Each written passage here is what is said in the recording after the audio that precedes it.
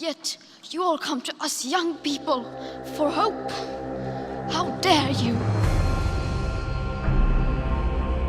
We are the generation that will save this planet.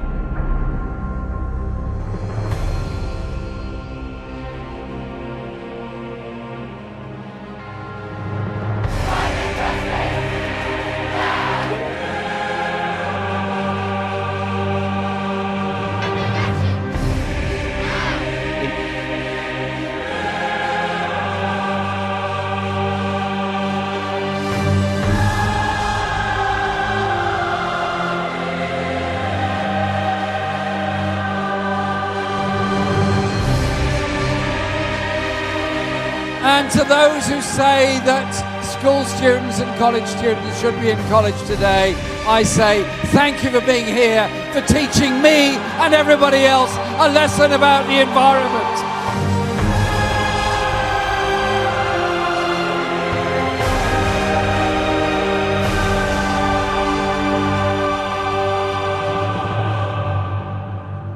Through the experiments of Svante Arrhenius in 1896 and computer simulations by Siguro Manabe in the 1960s, by the 1970s there was a scientific consensus on the catastrophic impact of greenhouse gases on the warming of the Earth.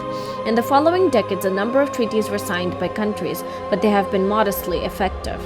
In the US, fossil fuel companies and their so-called think tanks continue to spread climate denialism and misinformation. The EU was able to meet its target agreed in Kyoto, but that was because Maggie had to break the coal mining unions. The geopolitical issues at hand and the power of fossil fuel companies and those that run them obscure the severity of the emergency we are in and the rapid action we need to take. It is up to us to make the politicians and those in power listen and act. As Michael Oppenheimer noted, we have a daunting task ahead.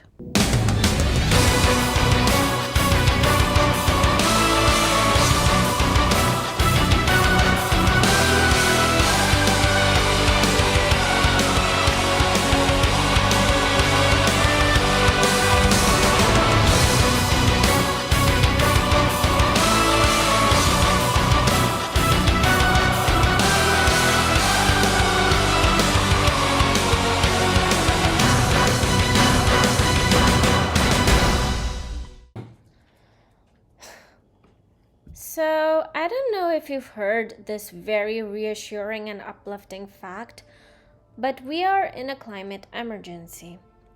The Earth's temperature is rising due to greenhouse gases and our dependence on fossil fuels. And not only is that killing the natural biodiversity of the Earth, it is also going to cause disasters like floods and droughts, hence killing and displacing many of us. Climate change is definitely influenced by human action since the Industrial Revolution, and we're gonna have to scale down our emissions like yesterday. Now, I realize that this isn't exactly a party topic. Nothing on my channel is, because, well, I don't get invited to parties. But I assume you're at home wrapped in a comfy blanket, and don't worry, the fact that you're a nerd is safe with me. It is a secret that I will take to my grave. None of your friends will ever know. It is, however, important since it is impacting many lives, humans and otherwise, as we speak. So make yourself comfortable for the incoming existential dread and let's get on with it. Chapter 1. La Science. I'm not going to spend too long on this because really I'm sure that you definitely believe that climate change is real and impacted by humans. If you don't believe that, then I don't know. I hope I've got you covered. Let's start with the basics. Carbon dioxide. Some of those on the climate emergency denial side of things legit say that CO2 is not as bad as we're saying. Plants need CO2 to photosynthesize, so stop being so mean to poor CO2. Okay, so first of all, congratulations for paying attention in your elementary school science class. It is more than I expect from white kids. Second of all, nobody here is aiming to get rid of all CO2 molecules ever. That's impossible. Congratulations for knowing that plants photosynthesize from CO2. Now, do you know what happens after that? This plant carbon gets back into the oceans and air as CO2, or it gets metabolized by plants, animals, and microbes on the Earth's surface. Either that, or it seeps into the Earth's crust, or becomes limestone and shit like it. So 99.99% of CO2 gets used up like that. The little bit that remains is because of the plant matter that leaks into rocks and it becomes fossil fuels. CO2 is spit out by volcanoes, gets into the air and oceans, goes through shit, ends up back in the rocks, rinse and repeat. This is the carbon cycle. Basically, the amount of CO2 in the air, in the rocks, and everywhere else is kept in a very delicate balance, as if Mother Earth was doing ballet. And we're the abusive company that is making Mother Earth try and balance way more than she can. Or should I say, companies. 251.9 million years ago, there was a mass extinction of 90% of all life on Earth. Because, well, let's just say Mother Earth lost balance one time.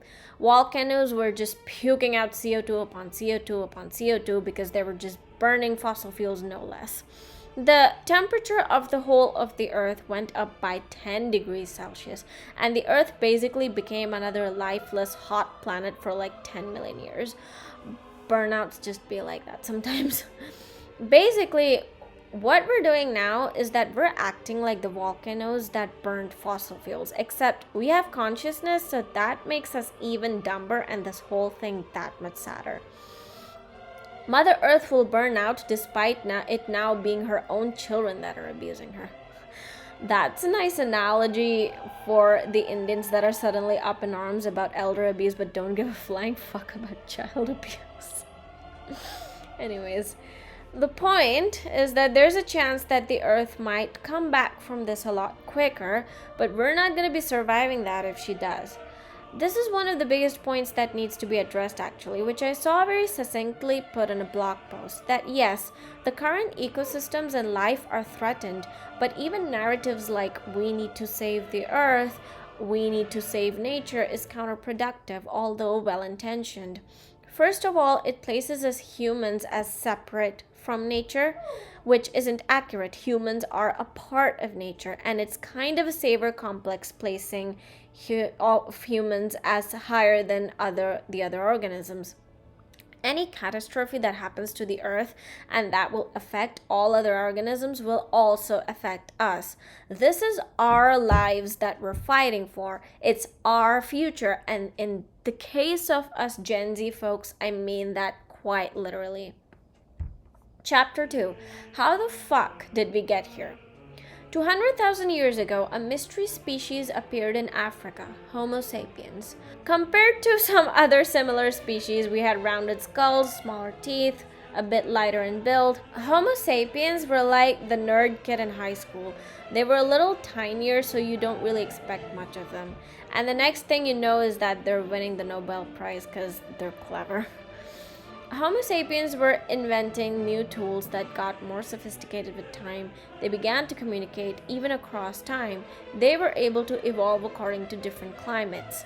Then, around the Middle East, humans met Neanderthals, and the two basically fucked, and now most humans have little inklings of Neanderthal genes. Then poof! Neanderthals are gone. Was it human activity? Or maybe humans just outcompeted them. Stanford researchers think that humans brought tropical diseases with them which the Neanderthals couldn't tolerate. This happened to several species like marsupial lions, mammoths, 8-feet-long beavers. All of these species began to go extinct coincidentally when humans started showing up. Evolutionary scientists are still debating whether humans killed all these species off or didn't, but in the case of species like the moa ostrich bird in New Zealand or the dodo in Mauritius, it's clear that it was human activity that caused them to go extinct. The pace of extinction grew when Europeans began to colonize the world, like the ship rats that came with white people did other species in. Some Europeans purposely introduced predators like cats and foxes.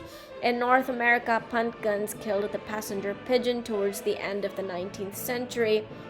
Then, 20th century brings with it modernity and its trusty sidekick, late capitalism. After World War II, human population increases exponentially, and so does consumption. If the time of the history of Earth was a year, then the Industrial Revolution happened 1.5 seconds to midnight on New Year's Eve. In that 1.5 seconds, we cut down half of the trees in the world, wiped out more than 2/3 of the wildlife, and filled the oceans with plastic, and initiated a potential mass extinction and climate catastrophe. We're basically sawing off the branch we're living on. But a lot of us aren't noticing it because of generational amnesia, and we're carrying on with our overconsumption. We're part of nature, not separate from it. And that can be hard to remember because we keep distancing ourselves from it. Most people today are actually living within planetary boundaries. It is a minority of us who have caused this crisis and who keep driving it forward. And that's why the argument that there are too many people is shit. I mean, I say there are too many people because I'm an introvert, but people are not causing the climate emergency. That's not to say that population doesn't matter, because the main culprit here is some people. It is some people's habits and behavior in combination with our economic structures that are causing the catastrophe. Slavery and colonization had a big role to play in the Industrial Revolution, which made the global north a shit ton of money. And not everyone from the global north, but a small minority from the global north. And that's the whole issue. It is the suffering of the many that have paid for the benefits of the few. Their fortune came at a price, namely oppression, genocide, ecological destruction, and climatological instability. There is a bill for this destruction that has not yet been paid. In fact, it hasn't even been added up. It is still waiting to be invoiced. Why bring this shit up now? Because the climate crisis is not just happening now, it dates back to the colonial era and beyond. It is based on the idea that some people are worth more than others and that they therefore have the right to steal other people's land, resources, future living conditions, even their lives. Now, if you're like me, which you're not, because I'm weird, you're probably having an existential crisis knowing all this background, particularly in regards to the evolutionary impact that humans have had throughout history. Some chuds that frequent the likes of Reddit actually just accept this. You talk about anything progressive and eventually they'll get all, well, this world is about survival of the fittest and humans are the fittest and killing, lying, stealing, cheating, manipulating is just part of human nature. Said white guy who has central heating while I'm here in Delhi inhaling air that's basically cigarette smoke. When you say shit like, hey, wealth should be redistributed, eventually the conversation will get to the point where the chud who you're trapped with will just say, that's the world, that's human nature. It's survival of the fittest, that's reality, and you're a naive girl, and you know nothing, and I know everything because I listen to Jordan Peterson. Now here's the thing. How is it that it's only the bad stuff that's human nature and not the good stuff? Like, I don't know about you, but empathy and compassion come pretty naturally to me, and I'm surviving. I'm alive. Although, yes, my privileges have a big role to play in that. Humans have free will, and we have consciousness. We do actually possess the ability to... Oh, fuck. We do actually possess the ability to decide to stop this. And it's awfully sad that we're not just using that ability right now. Did you know that when the British were ruling India, there were Indians who just accepted that as reality? But India became independent because there were people who saw the injustice and decided to do something about it. Reality is something that changes. And in regards to climate change, we're at a very crucial point in time right now. Are you going to be part of the change or not? Chapter 3, Denial and Lies. This topic has been covered a lot better by my relative seniors, so I'm just going to summarize. Fossil fuel companies have paid a lot of people to deliberately spread misinformation around climate change, particularly in the US. Shit like, climate change isn't happening because I feel cold, to climate change not being influenced by humans, to CO2 is good because plants need it. Lots of shit. The demonization of carbon dioxide is just like the demonization of the poor Jews under Hitler. carbon dioxide is actually a benefit to the world, and so were the Jews. I'm gonna actually focus a little on Patrick Moore, formerly one of the higher-ups of Greenpeace, now a consultant to many corporations. In January 1970, the Don't Make a Wave Committee was formed to oppose the testing of a 1 megatron hydrogen bomb by the US on the Amchitka Island. In 1971, Patrick Moore joined the committee on their chartered board called Greenpeace. Moore was quickly accepted into the inner circle on the basis of his scientific background, his reputation as an environmental activist, and his ability to inject practical, no-nonsense insights into discussions. Moore, together with Greenpeace, did a lot to oppose nuclear testing in the US and in Europe, and later, the Greenpeace Foundation of America, now known as Greenpeace USA, was founded. In Canada, Moore ran for president of Greenpeace, then lost to Bob Hunter, but then Hunter stepped down and Moore assumed responsibility, and by this point, Greenpeace was very heavily in debt. While Moore was formalizing his governance, the original members of Greenpeace in San Francisco intended to separate themselves from Moore's Greenpeace Foundation in Canada. Later, Moore's Greenpeace Foundation filed a lawsuit against the San Francisco group on the basis of copyright and using the Greenpeace name without permission. The lawsuit was settled when all parties decided that Greenpeace International was to be formed. Patrick Moore was president of Greenpeace Canada and a director of Greenpeace International. In 1986, however, he left Greenpeace, and after trying to set up a salmon business, Green Spirit, representing Asia Pulp and Paper, an Indonesian logging firm accused of clearing out rainforests, and lots of other creative endeavors, Moore is now an advisor on climate and energy at the Heartland Institute, which is a conservative and libertarian think tank. In 2019, Donald Trump tweeted an interview that Patrick Moore gave at Fox & Friends where he claimed that climate change is not a threat. He has also opposed AOC's Green No Deal and, being the gentleman he is called her a twit. He has described Greta Thunberg as evil and a puppet with a mental disorder and accused her parents of abusing her, which I find pretty funny as someone with Indian parents. He is now one of the key figures in global climate change denial, and despite being staunchly opposed to nuclear energy in the 1970s, he now supports it. And he also supports GMOs, although that could weirdly be a broken clock moment. He positions himself as a sensible environmentalist who values logic, like more CO2 is good for us because plants. Do not believe that glyphosate in Argentina is causing increases in cancer. You can drink a whole quart of it and it won't hurt you. You want to drink some? We have some here. I'd be happy to, actually. But not really, but not really? I know it wouldn't hurt me. If you say so, I have some glyphosate. No, I'm not stupid. Okay, so you. No, but I know so it's dangerous, right? No, people try to commit suicide with it and fail fairly regularly. Tell the truth. It's not dangerous to humans. No, it's not. So you're ready to drink one glass of glyphosate? No, I'm not an idiot. Interview me about golden rice. That's what I'm talking about. Okay, then it's finished. Then the interview is finished. That's a good way to solve things. Yeah. You're a complete jerk. Patrick Moore is just one story of many that form the basis of what climate change denial is, a grift. And I suppose it's easy to be sucked into believing that climate change is not that bad or not caused by humans. Because if you accept the reality that climate change is real and is affected by humans, then that induces an existential crisis. The problem is inherently existential. But here's the thing, most people on Earth are not responsible for the climate emergency. It's actually mainly fossil fuel companies and the consumerism of the top 1%.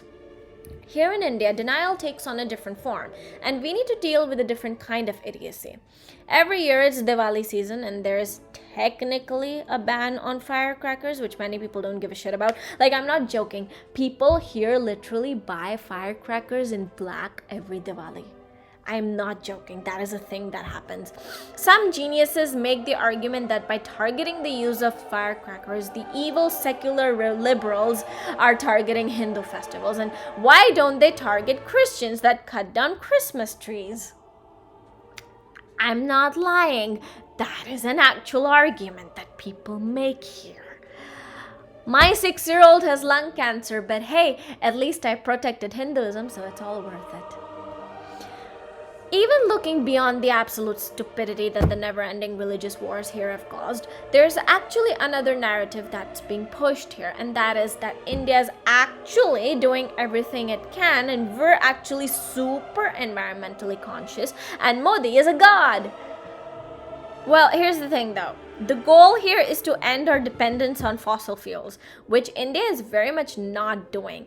India is about to add 25 to 30 gigawatts of thermal power on top of 49 gigawatts coal-based units, burning 292 million tons more coal annually. Now, yes, India does rank 4th in the world when it comes to renewables, but then there's also more and more use of coal, so essentially that's just mixed signals. What is it with Indian men and mixed signals? The website Climate Action Tracker rates India's climate targets and policies as highly insufficient, keeping in mind the Paris Climate Agreement to remain below 1.5 degrees Celsius, which is very different from the narrative that's being peddled domestically. India's reliance on coal is the big issue, basically. The National Electricity Plan increases reliance on coal by 150% by 2027 to 2032. To adhere to the 1.5 degrees Celsius target, India needs to completely phase out use of coal by 2040 and also make substantial reductions by 2030. The targets of reducing emissions by 45% of 2005 levels by 2030, 50% cumulative electric power being non-fossil fuel based by 2030, and creating a carbon sink of 2.5 to 3 gigaton carbon something by 2030 are rated as critically insufficient. Basically, India's net zero target is rated poor. We do need international support though. Before next year's elections, the government released a budget in February 2023. The budget does include reducing climate taxes on lithium-ion battery components, so there's more electric vehicles, but really the renewable energy sector hoped for more budget allocation for batteries and electrolyzers. Solar modules still have a duty tax because of market protection for domestic manufacturers. In the G20 summit, India and China opposed a proposed deadline to phase out coal usage, which was proposed by wealthier nations. India has also not signed the global methane pledge, as it is one of the top methane emitters. Subsidies for coal are higher than those for renewables by 35%. There is a lot more shit to get into, but basically the point is we're not doing as much as we think we are. Climate action and targets for the US are rated as insufficient. They're also going to have to step up if they want to remain in the Paris Agreement's 1.5 degrees Celsius limit. Their domestic emissions target is consistent with the 2 degrees Celsius limit, but not with the 1.5 degrees Celsius limit. Biden signed the Inflation Reduction Act in 2022, which is good and quite ambitious, and it shakes up the fossil fuel industry a little, and the full effects of that have yet to be seen, but there needs to be more action at federal and state levels. While America's NDC targets of reducing emissions by 50 to 52% below 2005 levels by 2030 are rated as almost sufficient, climate finance is rated as critically insufficient. The US needs to increase its international climate finance contributions so that countries like India can meet their targets after setting up good ones, that is. The US needs to enact recently proposed policies which aim at the transport and power sectors, stop expanding the exploration and exports of oil and natural gas, and do not do shit like the Velo project, increase international climate finance and cease funding fossil fuels abroad, because the US allotted only $1 billion to climate finance in 2023 and lent $100 million to Indonesia to expand an oil refinery. That's not it, fam. Not it at all. Increase the ambition of its NDC by reducing emissions by 62 to 65% below 2005 levels by 2030 and provide more support to other countries. What about the UK? Well, Climate Action Tracker says it better than I ever could. The current UK government is wrecking the United Kingdom's long-held claims to climate leadership, making a series of U-turns on key climate policies, demonstrating chronic delays and a lack of vision in developing new policies, and actively undermining investor confidence in the country's commitment to climate action. Damn, Climate Action Tracker went hard. The UK government has backtracked on several key policies, like the phase out of new petrol and diesel cars and the requirement for landlords to improve the energy efficiency in their homes, and not only that, but supporting oil and gas extraction in the North Sea. So the overall rating for the UK is insufficient. The net zero target is rated as acceptable, but according to the website, some elements still remain undefined or lacking. For the European Union, the overall rating is insufficient. They're also still investing in fossil fuels. The recommendations for the EU are to stop investing in additional LNG capacity, submit a further update of their NDC, because even though they said that they'll submit an update in October 2022, they still haven't, substantially increase their climate finance contributions, updated strategy for reaching the net zero target. Basically, almost everywhere in the world, countries are not doing enough to end their dependence on fossil fuels. We can appreciate stuff like new technologies and introduction of renewables, but the key thing here is to reduce emissions and to reduce dependence on fossil fuels, which nobody is doing enough to that end. I highly recommend that you all check out the website, Climate Action Tracker, for your own individual countries. Chapter 4. What the fuck do we do about it?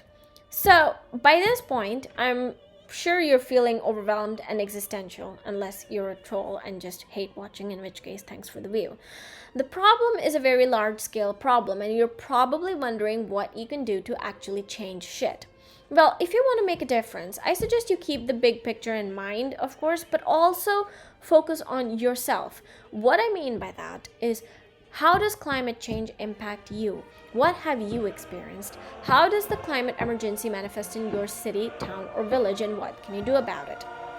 So, I'm from New Delhi, India, the most polluted city in the world. The AQI drops here harder than a drop in the best EDM songs. In September, I was involved in the global climate strike, which I made a vlog of. From there, I began to work for Greenpeace India. The current campaign, which I was involved in, is focused on public transport, more specifically buses in Delhi. Here's the situation. In 2019, the Delhi government passed a law that made bus rides free for women. This sounds weird, but it makes sense, because working class women who are usually employed in the vast unorganized sector in India don't make enough money, and they need to travel to and from their workplace using buses. A lot of their salaries was going into their daily commute, which doesn't leave a lot for raising their kids and managing their household. Now, of course, working class men face similar issues. There's no denying that. And frankly speaking, in an ideal world, public transport should be free for everyone. And don't tell me there isn't enough money in the world to make that happen. There's enough money in the world to solve global poverty 7 times. But if there's going to be a step taken in that direction, why not start with the more socially marginalized groups who suffer more, which in this case is women? The key thing to consider here is also that by making buses free for women, it gave women who weren't financially independent and relied on their husbands or fathers for money the autonomy to travel in the city. Obviously, the law was met with resistance, particularly from men's rights activists with iPhones to tweet stupid shit, who absolutely understand what working class women and the working class in general go through. Since then, however, a very strange phenomenon started to occur. In a survey that was released on October 3rd, and I was there for the press release, 80.2% women said that buses don't stop for them at bus stops. 54% women said that they have to deal with sexism and passive-aggressive comments from the bus conductors, drivers, and male passengers saying shit like, "I have paid for the bus ride, so I won't give you the seat." There's also the issue of limited buses in some areas in Delhi and limited connectivity, which makes it a lot harder for a lot of people to commute to and from their workplace. And that there's way less buses in Delhi than there should be, even though the Delhi government promised 11,000 buses back in 2017. They never delivered on that promise, and actually now the requirement of buses has increased as the population has increased. So, my colleagues and I spent the entirety of October spreading awareness of the issue and getting signatures of online and offline petitions, which the online petition is going to be linked in the description. What the fuck does this have to do with climate change? And why did Greenpeace India pick this up? Well, there's a very interesting point that was brought up. The government is spending a lot of money and time building highways, making roads and flyovers so that the middle class to upper class can have an easier time driving their cars. But when you look at the statistics, and I myself am privileged, so I was surprised too. Most of the population in Delhi commutes via buses and bicycles, yet there isn't enough being done to improve the bus infrastructure so that bus stops actually look like bus stops, so that there's bus lanes so that buses don't get stuck in traffic. The Delhi metro is great, no complaints there. Why can't the same attention be paid to the bus infrastructure? And the answer is simple. The Delhi metro is for the middle class. Highways and roads are for the middle to upper classes. Buses are for the working classes, who are very clearly being ignored. The use of private vehicles is a significant contributor to air pollution in Delhi, which is the worst in the world. If people used public transport more and didn't use cars, then that would be impactful, but there needs to be the infrastructure to do so. If you're from Delhi, imagine if the bus system was just as reliable, efficient, and smooth as the metro system. Wouldn't at least some of you use it more often? So this is an angle that you can think from. How can the infrastructure of your city, town, or village be improved to combat climate change? And how can there be more efforts put into the public infrastructure and not just the private? Many places in the US in particular are notorious for being planned in such a way that one ends up needing a car in the end. That needs to be fixed. On the other hand, when I lived in Slovenia, the bus system was great, and now I've heard that the capital Ljubljana has just outright banned cars in the center, which is the sort of main part of the city. That's great. That's great. I know. Fixing problems in bigger metropolitan cities is going to be harder than fixing stuff in a city like Ljubljana, but still, take some fucking initiative, governments. So, some of the things that you can do is join your local Fridays for Future and groups like it, and you can focus on your experiences in your immediate surroundings while also keeping in mind the big picture, of course. Think global, act local. We here in South Asia are particularly vulnerable to the impacts of climate change, and South Asian women even more so. Due to the tradition of feeding the men and boys in the family before the women and girls, they suffer from food and nutritional insecurity. During displacements and migration, many of which are climate change induced, it is often the men who migrate while women stay at home and manage the household, as the public sphere is for men and private sphere is for women under patriarchy. So under climate change induced migration situations, women are left behind to face the consequences and take on both stereotypically masculine and feminine roles. There is also a higher likelihood of violence against women and girls due to climate induced migration. The physical and mental health of women is worsened due to climate change because women are expected to provide food and water for their families. As a result, the stressors of climate change often exhaust women who spend all their time catering to others' needs. Women who were interviewed used the phrase psychological violence and mental torture and said they feel trapped. They face sexual harassment and catcalling when they have to fetch water, for instance. All of this highlights the need for climate change action to be intersectional and take into account not only the countries that are more impacted, but also the people in said countries that are more impacted due to existing social inequalities. Recently, I was fortunate enough to be invited to the 28 for 28 event in Delhi, a kind of precursor to COP28, organized by MASH Foundation and the Canadian Embassy. In it, various young people who have driven change locally in the realm of climate told their stories. For example, one of the founders of the social initiative OneStepGreener spoke about his experience and the steps he took. Basically, in and around Delhi, waste management is a huge issue, and the waste either gets burnt, leading to air pollution, or it piles up in landfills, and of course plastic and the non-biodegradable waste is bad for the earth in the long term. What OneStepGreener does is that it collects waste that is segregated into wet and dry waste from homes, and the wet waste is composted, whatever can be recycled is recycled, the plastic is reused, all sorts of shit. From this, they have been able to recycle 350,281 kgs of waste. They have been able to reach more than 200,000 people through talks and trainings. They've been able to save 38,44,034 liters of water. They've reached 50 localities. They've been able to power 2,31,327 homes with the amount of electricity saved. I am so proud of my generation.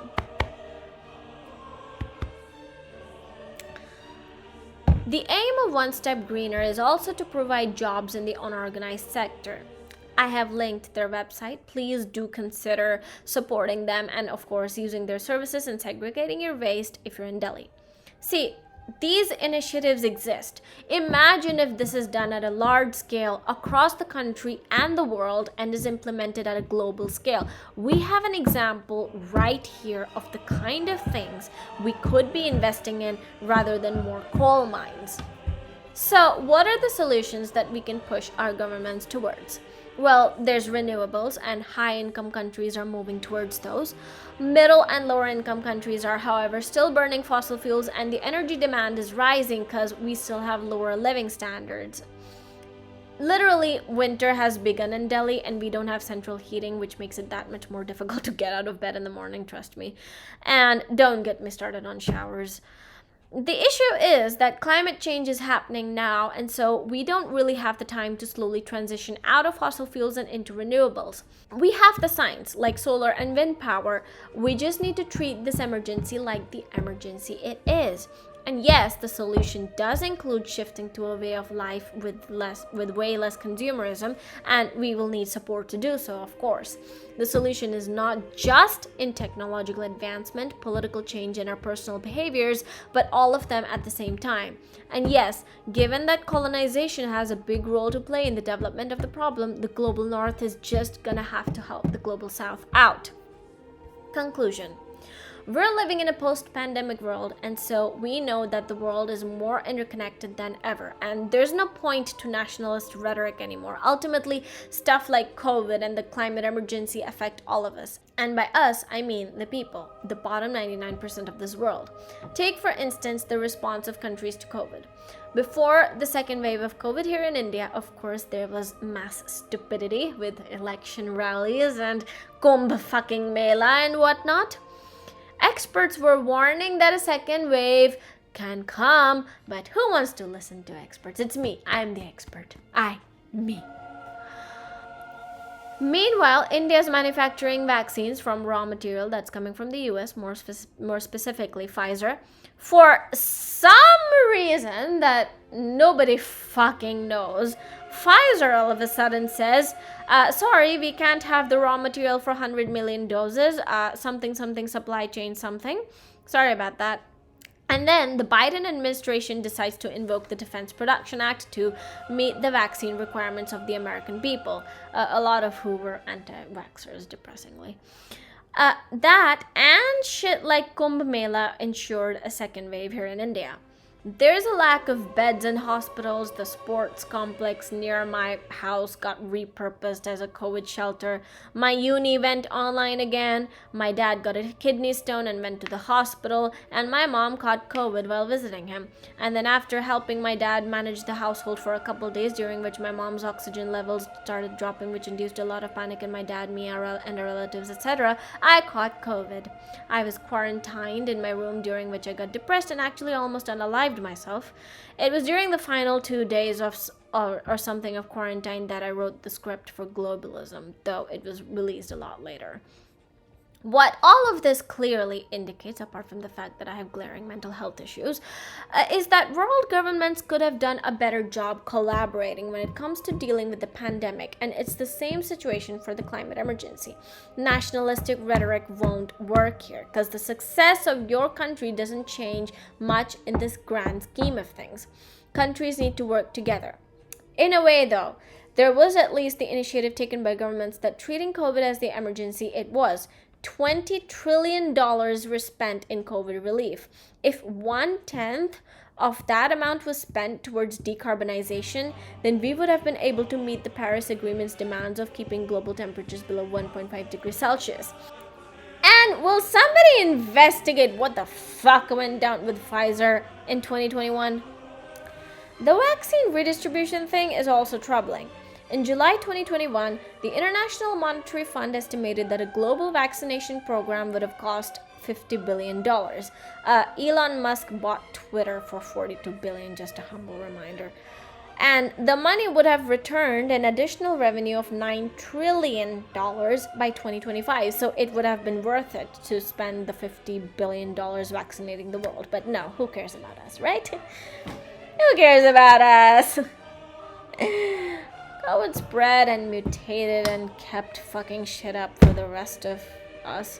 When it comes to the climate emergency, there is a similar kind of bullshit rhetoric flying around. Republicans place all the blame on India and China, and India says, we're doing everything we can. Look at all the renewables we're making while still burning coal, which everyone is still depending on fossil fuels. I'm calling bullshit on everyone here. Everyone. So I hope that y'all get something done at COP28, which will be ongoing by the time this video goes up, hopefully. Make concrete plans to end fossil fuel dependence fast and have strict consequences for the corporations that don't adhere to that. Build infrastructure so that the public is supported and not the private, and make it renewable. And if you need to take the money that otherwise goes into buying Twitter to do that, then do it. Otherwise, well, we're here. Some of us are queer, and we're not going anywhere.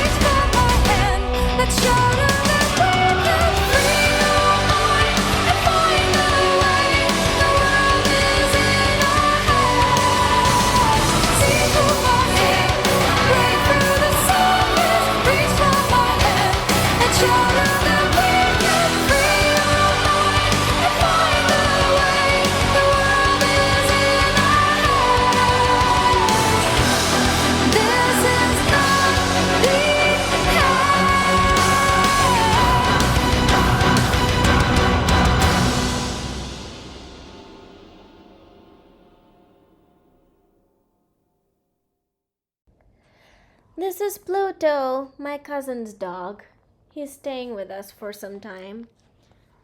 Pluto, you want to live, right? Come on. You don't want to kill him because of the climate emergency. Do something about the climate emergency so that he can live. Come on.